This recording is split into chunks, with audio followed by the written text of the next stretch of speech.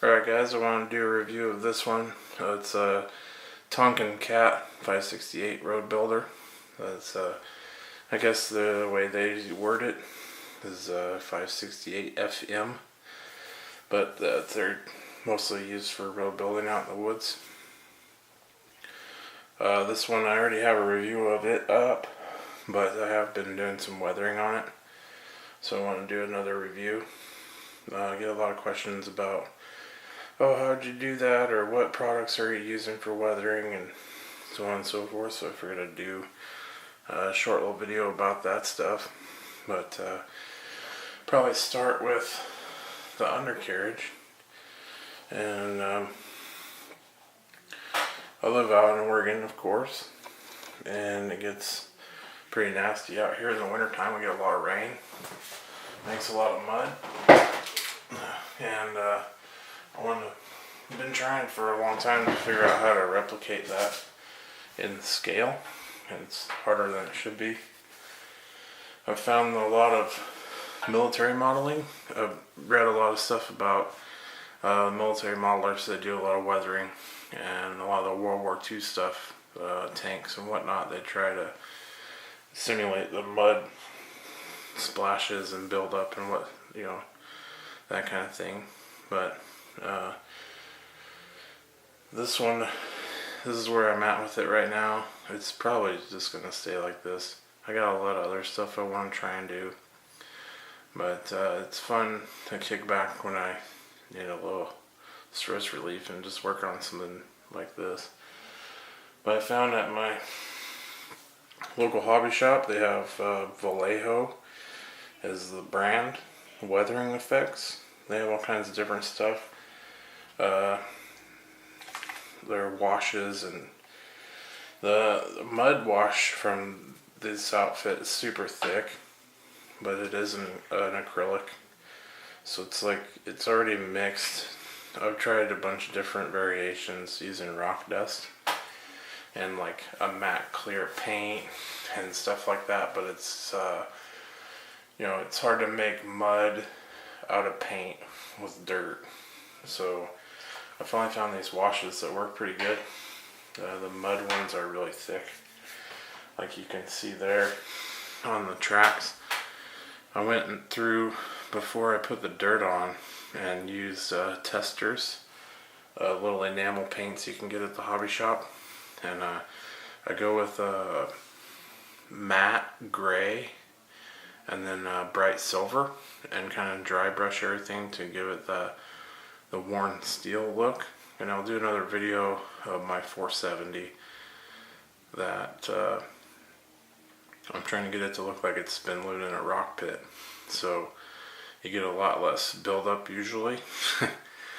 I know that when they're stripping overburden or tracking between, if he's got to go across the pit floor, it's going to look like this on the undercarriage. But back to this one. I haven't done much work to it. Just a normal 568 like you'd buy at the store or online or wherever you get stuff. But I went ahead with the mud and tried to make footprints, like anywhere that you step, and places that you might hit your dirty boot, like getting into the cab and whatnot. Went ahead on top over here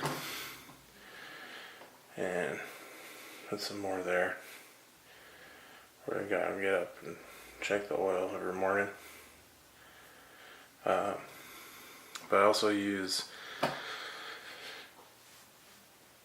just regular rock dust on a real big brush, like I don't know, foundation brush or whatever, like the lady folk like to use for their makeup. Don't steal your wife, girlfriend, sisters. That could lead to problems down the line. Trust me, I have experience with that. But I like to dry brush dust on these things. The paint they use on these models will take a small amount of abrasion, and then once you get some scratching into it, the dust will stick to it a lot better. But that's what I do. It's worked for me. I haven't figured out how to explain it yet, but that's why it's got that look to it. And I aerated the counterweight a little bit. But this is all with Vallejo thick mud acrylic. That stuff there. That's what I use for the mud. And it's been working great. It dries a lot faster than I ever thought it would. With as thick as it is when it comes out of the bottle. So,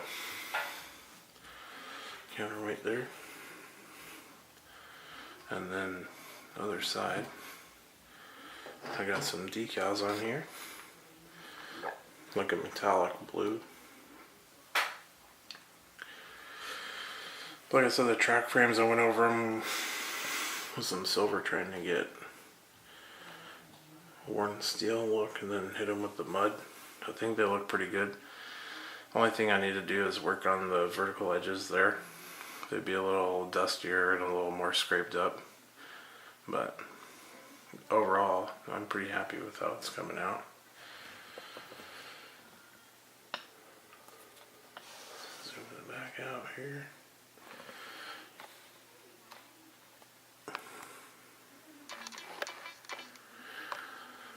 But here on the thumb you can see, let's pull this out of frame, those boom cylinders are really stiff on this. For some reason. But on the thumb you can see what I mean by the dry brushing with the silver and gray. It comes out and looks pretty good, like wear, you know, like if you're grabbing boulders or moving brush or, you know, moving trees off the right of way, all that nonsense stuff. But that's the way I do that. And then of course on the bucket here I've added some wear plates, just out of sheet styrene I had laying around. I think it makes them look a lot better. These buckets were super unimpressive, I guess, to me, not having any wear plates or anything like that. You know, a machine like this, you're gonna be digging through everything, anything you'd encounter out in the woods. So you gotta have more wear plates than that, you know. And then on the bottom, I added some more, and some mud, because why not, right? There we go. But that's all just sheet styrene cut into strips. I glued it on, kind of rounded the edges down so it would look more like it's been used a little bit. Obviously none of them are worn through and falling off, so it hasn't been used that much. But that's wanted to do that today since I had it in here. But then also wanted to show you guys, if you don't have this model, one of my biggest gripes about it is they give you the full range of motion, but they don't give you enough ram in the stick cylinder for it. So you can really only put it about there. So you gotta be real careful if you're trying to show it, display it, you know, sitting on a lowboy or something. You gotta make sure you check for that. The way I usually do it is I'll be all excited and go take some pictures of stuff, and then, oh, I gotta go take pictures again because my stick cylinder was all jacked up. So that's the other thing too, is if you just try and force it back in there, it goes the other way. You gotta be careful with them and guide it back in. Other than that, they're really nice models for what they go for and what they cost. I wish Tonkin was still building them. I don't have any Diecast Masters cat stuff yet. I got my eye on a few pieces, but I'm sure I'll get some reviews out once I get some of that stuff. And I think that's about it for this one. I'm going to try and go get my 470 put back together and do a review of that one too. Thanks for watching.